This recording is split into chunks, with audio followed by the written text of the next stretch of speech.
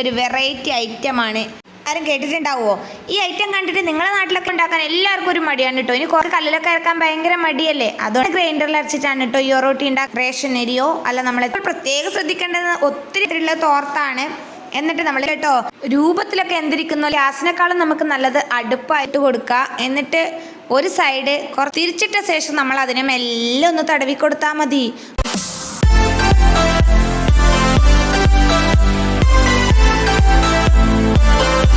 Hello friends, എല്ലാവർക്കും പുതിയൊരു വീഡിയോയിലേക്ക് സ്വാഗതം. ഇന്ന് നമ്മുടെ ഒരു ഡിന്നർ ബ്ലോഗാണ്. അപ്പം നമ്മൾ ഇന്ന് വൈകുന്നേരം കഴിക്കാൻ എന്താ ഉണ്ടാക്കിയെന്ന് കണ്ടാലോ. ഇന്ന് വൈകുന്നേരം അല്ല കേട്ടോ, കുറച്ച് നാൾ മുമ്പ് എടുത്തൊരു വീഡിയോ ആണ്.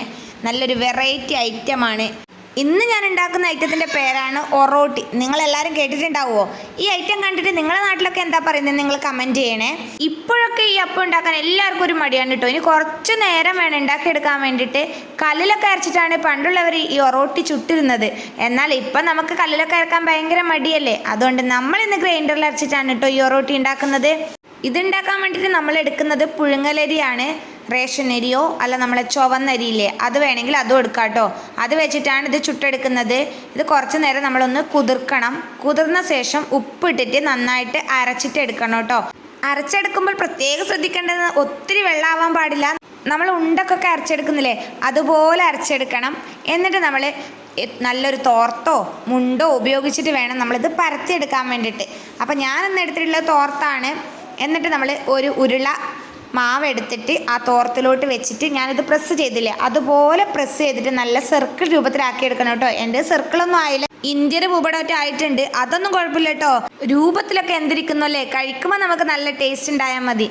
അങ്ങനെ നമ്മൾ പരത്തി കഴിഞ്ഞിട്ട് ചൂടായ ഓട്ടിലേക്ക് ഇട്ട് കൊടുക്കണം കേട്ടോ. ഓട്ടിൽ നേരത്തെ കുറച്ച് നൂറൊക്കെ നന്നായിട്ട് പുരട്ടി വെക്കണം. ഇത് ഉണ്ടാക്കുന്നതിന് മുമ്പ് ഒരു കാര്യം പറയട്ടെ, നമ്മളിത് അടുപ്പിൽ ഉണ്ടാക്കുന്നതായിരിക്കും കുറച്ചും കൂടി നല്ലത്.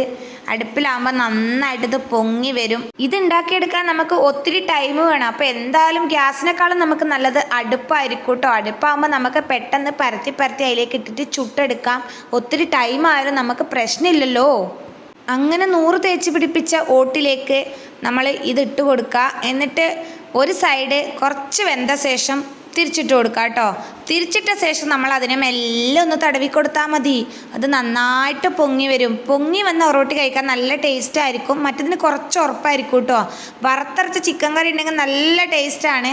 അപ്പോൾ ആ ചിക്കൻ കറി നീരിലേക്ക് ഇങ്ങനെ നമ്മളത് പൊന്തി വന്നില്ലെങ്കിലും അത് പൊളിച്ചിട്ട് കൊടുത്താൽ നല്ല ടേസ്റ്റാണ്. പൊന്തണമെന്ന് വലിയ നിർബന്ധമൊന്നുമില്ല, പൊന്തിയാലും ഒന്നും കൂടി ടേസ്റ്റാണ് കേട്ടോ. കാസർഗോഡുകാരുടെ ഫേവറേറ്റ് ആണ് കേട്ടോ ഒറോട്ടി. നമ്മളെ നാട്ടിൽ വിരുന്നൊക്കെ വരുമ്പോൾ ഒറോട്ടി നെയ്പ്പത്തരി എന്തായാലും ഉണ്ടാവും കേട്ടോ. അതിൽ ഒറോട്ടി കുറച്ച് മുൻപന്തിയിൽ നിൽക്കുന്ന എണ്ണയില്ലാതെ ചുട്ടെടുക്കുന്ന ഒരു ഐറ്റം ആയതുകൊണ്ട് ഇതെല്ലാവർക്കും ഭയങ്കര ഇഷ്ടമായിരിക്കും. നെയ്പ്പത്തിരി ആണെങ്കിൽ എണ്ണയിൽ ചുടുന്നതുകൊണ്ട് പലതും കഴിക്കാൻ മടിക്കുന്നുണ്ടാവും, എന്നാലും അതും സൂപ്പറാണ് കേട്ടോ. അപ്പോൾ ഇന്നത്തെ റെസിപ്പി ഒറോട്ടി ആയിരുന്നു. ഞങ്ങൾക്ക് ഇന്നത്തെ ഡിന്നർ സൂപ്പറായിരുന്നു. നിങ്ങൾക്ക് ഇന്നത്തെ വീഡിയോ ഇഷ്ടപ്പെട്ട ലൈക്ക് ചെയ്യണേ. അതുപോലെ തന്നെ നിങ്ങളുടെ അഭിപ്രായങ്ങൾ കമൻറ്റ് ബോക്സിൽ അറിയിക്കുക. ആദ്യമായിട്ട് ആരെങ്കിലും ചാനൽ കാണുന്നവരുണ്ടെങ്കിൽ ഒന്ന് സബ്സ്ക്രൈബ് ചെയ്ത് സപ്പോർട്ട് ചെയ്തേക്കുക. ഇതുപോലുള്ള കിടിലം ഐറ്റം ഇതുവരെ ട്രൈ ചെയ്യാത്തവരാരെങ്കിലും ഉണ്ടെങ്കിൽ ഒന്ന് ട്രൈ ചെയ്തിട്ട് അതിൻ്റെ ഫീഡ്ബാക്കും കൂടി കമൻറ്റ് ബോക്സിൽ അറിയിക്കുക. അപ്പോൾ അടുത്ത വീഡിയോയുമായി വീണ്ടും കാണാം. ബൈ.